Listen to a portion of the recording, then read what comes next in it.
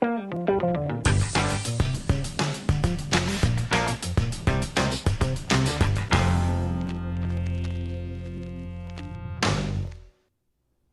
right, welcome everybody to the Dot Video Show with Jesse Miller.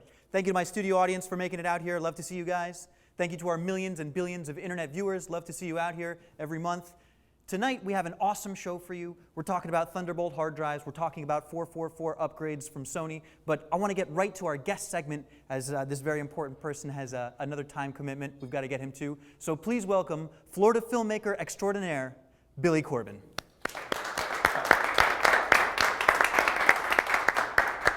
Thanks, Jessica. Hey, Thank you. Glad you could make it. No, it's a pleasure driving on the 836 at rush hour. I love it. Thank you. The Palmetto is what I love. Only in Florida would you have a highway named after a cockroach. It's beautiful. So, Billy, Florida filmmaker, you've been making films for how long? Why are we so far away? Yeah, I know. I tried to Does it look awkward to the people watching at home? Is that strange? What was your question? I'm sorry. How long have you been making films in Florida, Billy? About too long, I would say, approximately. Right. It's been, well, actually, our career in a way kind of started here at Midtown. My producing partner and I, Alfred Spellman, we met in television production class at Highland Oaks Middle School.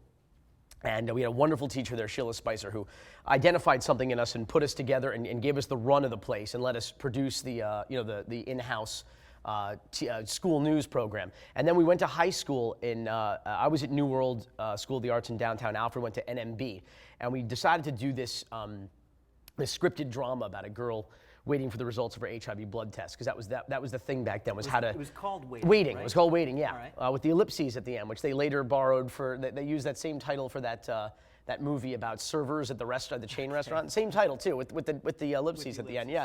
And so that was the thing at the time, was like how to teach AIDS education in the classroom. So we decided to write this movie and to produce it. And we had a casting call at New World School of the Arts, and one of the local news stations, in fact, I think several of them came out. We sent out a press release and they did a news story, because we were looking to raise money to make the movie. And so we held these auditions in part to cast the roles and in part to generate a little publicity for the project. And your mother called. All right, that's Your mother Debbie Miller. called. Your mother called New World, yeah, and left a message for me. And the message was, my homeroom teacher told me I had to go to the office. She sent me to the office. I was like, what do I do now? Billy Corben. Yeah, and come to the principal's office. So they said, oh, someone left you a phone message. I'm like, really? You're taking messages for me here now. I'm going to start giving out the school number to people. And they said this woman called from Midtown Video, and they saw the news story on television, and they want to donate all of your production equipment for your camera package to the show. Well, Debbie watching that's how we got is started. going to be very happy to hear you retell that story. So you've come a long way. That's 15, 16 years ago. Come along. I'm still here at Midtown Video. What do you mean I've come a long way? Right. I've gone nowhere. Are you kidding? I'm still here at Midtown. Well, I wouldn't say you've gone nowhere. There are a couple of major hits out there that we want to talk about. One that just now is seeing, it's on the horizon. It's Dawg Fight. Dawg Fight, yeah, Dawg Fight. Well, in the first 10 years of our company, so we started Rakontur. We actually formed it formally 10 years ago, 2001. So this is our 11th year. In the first 10 years of the company, we released 5 projects over 10 years. So that's about on average, one every 2 years. This year, in our 11th year, we're releasing 5 projects alone in the 11th year. So that's how we've grown. And is that multiple production teams? Is that just you and Alfred cranking all of them out together? Mostly. Okay. No sleep, a lot of Jolt, energy gum. Well, we've got the trailer for Dawg Fight coming up. Yeah. Do you want to set this up? Yeah, well, it's DAWG. It's not Michael Vick. It's not that kind of dog fighting. It's almost like human dog fighting, though. It's about the underground phenomenon that has blown up recently of backyard fighting in Perrine in Southwest Miami-Dade. So we heard about this story and went into the backyard and shot one of these events. And what you're going to see was only as a result of basically 1 week of shooting. We stayed on and followed this story for a year and a half. So you're going to see a little bit of a taste of it, but it's just a tiny sample of what ultimately happened in this world while we were covering it. Well, that sounds great. Hey, Verge, can we get the trailer, please, for Dawg Fight? Dog.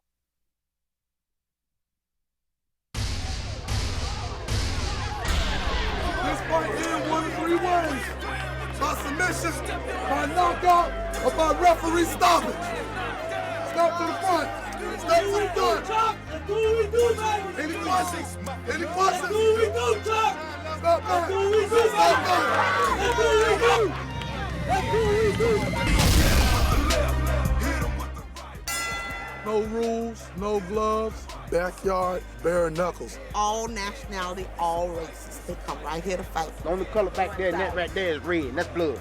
Losing's not an option. To beat me, you gotta kill me. And to kill me, you gotta first have the heart to stand in front of me. And to do that, then you gotta be willing to die yourself. That I was rolling with Kimbo Slice. He said, I'm not rolling with those guys no more. I'm gonna do the backyard fighting for myself. And I told him, man, if you serious about that, you could do it in this yard. We're in Dade County, p.1. 104th Avenue in Perrine, you could come outside and bullets be flying all over your head. I can't tell you how many people has lost their lives. Come on, guys. Come on, guys. Instead of running home and getting a gun, let's duke it out. It's taking it back to the old days. Put the guns down and pick up the fist. And you settle it right there. And then after the fight is over, everybody go home. Even the police officers come here to see this. Sex and violence sells, regardless how banged up the economy is.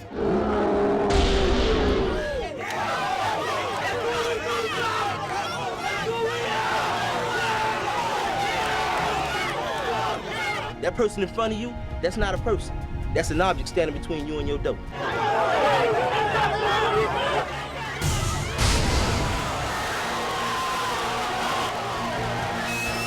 Business, it's not personal.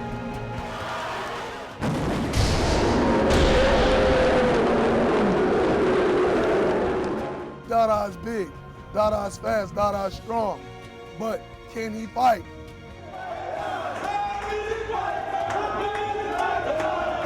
The fair Dada